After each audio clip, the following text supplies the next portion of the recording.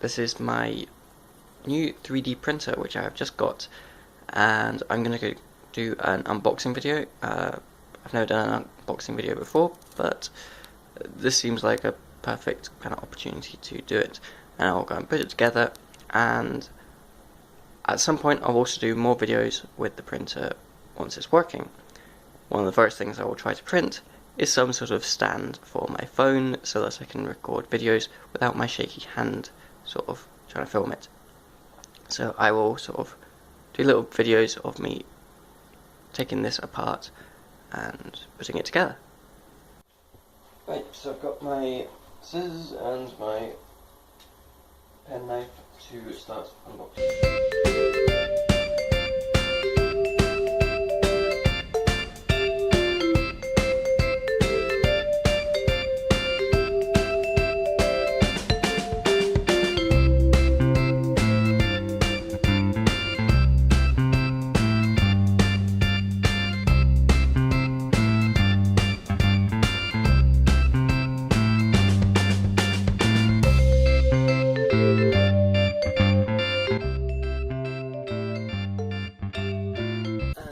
Inside we have a scraper, we have a CD with the 3D printing software, we have a glue stick, I assume that's for the heated plate to try and get things to stick better. Got another little scrapey thing, we've got the power connector, and we've got two weird panel things, I don't know what those are for, and we've got plenty of foam.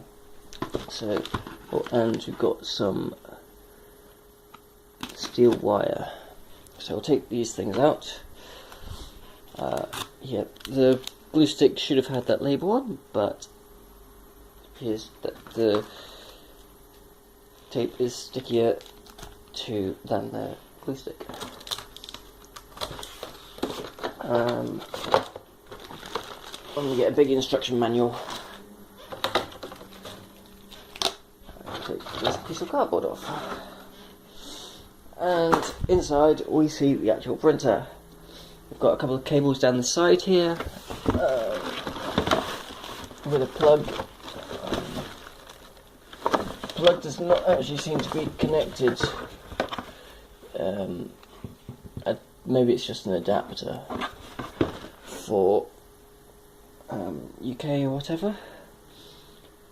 So three big foam things and the printer itself in the middle here. So next we are going to try and take this out. This might be quite difficult with one person, maybe I should get my flatmate to try and help me lift it out. I'm not sure really where it's going to go. Also, I apologise for my room, it's probably a bit of a mess and it's not that big, but we'll see how this goes.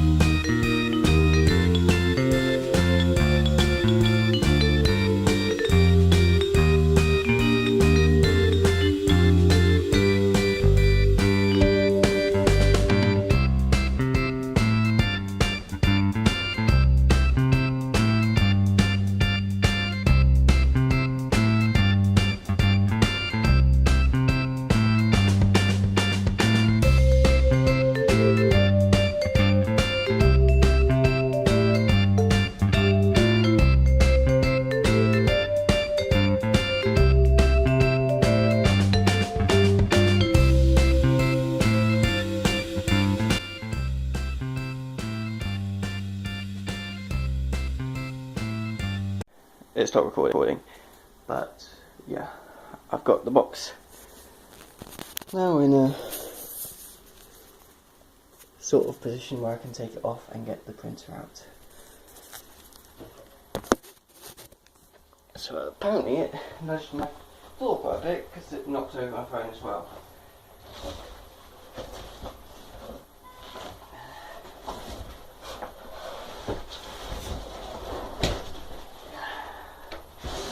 big box.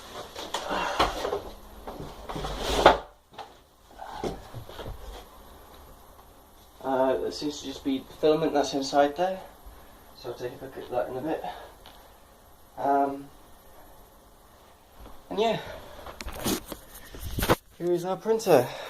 Now it's upside down, I get that, so I'll have to turn it around again, but it should be okay. And then I've got to think of somewhere to put it. So time to get the scissors and the knife out again and unwrap this stuff after I turn it around.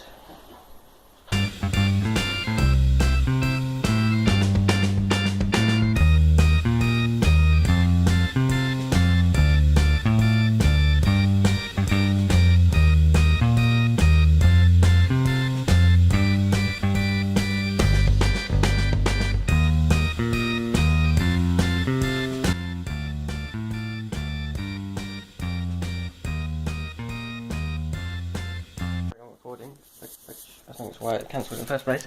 But here is the printer. Got the LCD display with a home and an OK button and some arrows.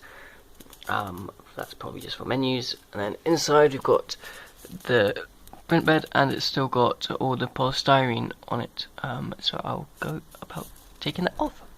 Still cardboard at the back, and along the rails there's also more polystyrene. So if we come up the top, I've taken off some tape at the side here, and there's some instructions at the back of how to load filament.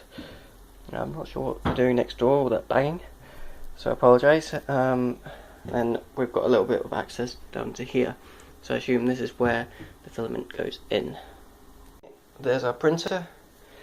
There's the massive box that it was in. There's so much packaging.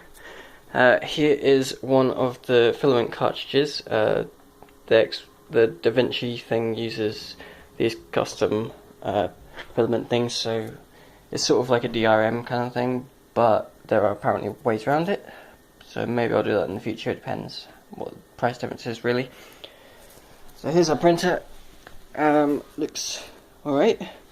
It's got quite a big build plate. You can't really see. I'll maybe go and show it later in better light. There are handle holes, well, where you can lift it from.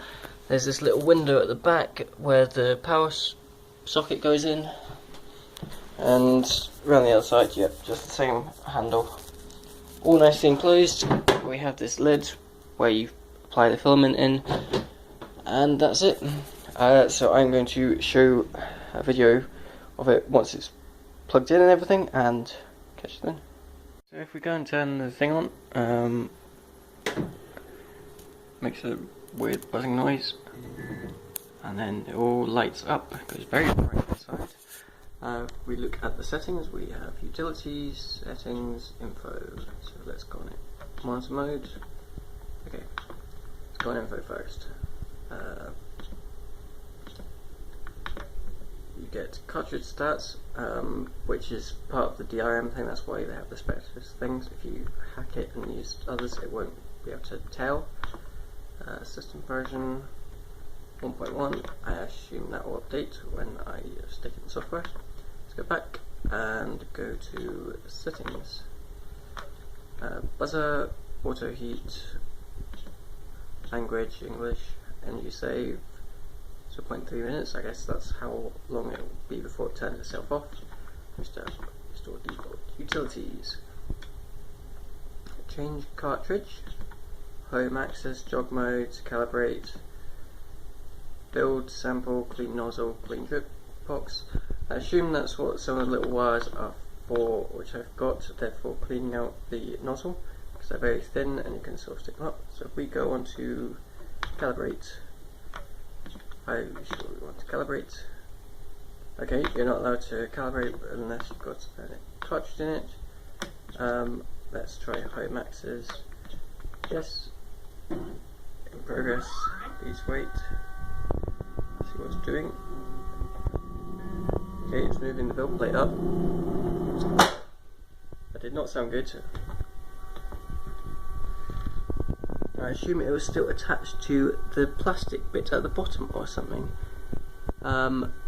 there's lots of plastic things that keep attaching to lots of things, but I assume that is it off now. I really hope I've not broken something there. That did not sound good in the slightest. But it's not making the noise now, so hopefully that's okay. Pretty damn nervous about that. So I've just calibrated the printer. That was kind of difficult. The numbers were around 300, 300, 300. So it's quite a long way out, so I had to keep turning these knobs around the sides. The reason that I think it was so far out was because of the orange plastic thing, which it got caught on before. I probably whacked it well out. The other thing is I have now got the filament installed. See, filament. To get the filament in, this metal piece here, you have to pull out. It pulls out a little bit, and that allows the filament to go in a bit more, and then it starts coming through. I still had this thing come off there. I've decided to leave it off. It doesn't seem to have made any difference so far, but now I think I'm ready to finally do my first print. Okay, so here is the XYZ Wear printing software which you got on the CD, and this is a little Minecraft house that I'd made in Minecraft and then exported using a server. And so it's already an STL file. I've stuck it in the thing. The software is pretty basic. It's very similar to all these sort of other ones. Well, I used a MakerWare one, and it's very similar, except it looks slightly more basic, although it seems to have all the same commands. So this is with the Minecraft house. It goes and slices it. The slicing has gone a bit wrong with this, so it thinks it's square and the roof doesn't seem to exist in this little thing using the XYZ Wear, so I'm going to have to experiment a bit more with the actual program, but I am now going to print it, and I will show a picture of my result. And this is how it turned out. So it printed fairly well. It's a problem with the XYZ Wear cutting it wrong. The actual printer did it really well. I was surprised. It seemed to be calibrated or get it right straight away, which I had a lot of trouble with last time I tried using a 3D printer. So it was a little tricky to get off. It was well stuck down, it was very secure, and all the layers seemed right on top of each other, so it seems very smooth. So I'm very pleased with it, and I got it working after not too long. So it was a good result, and I'm going to have fun printing lots more things with it.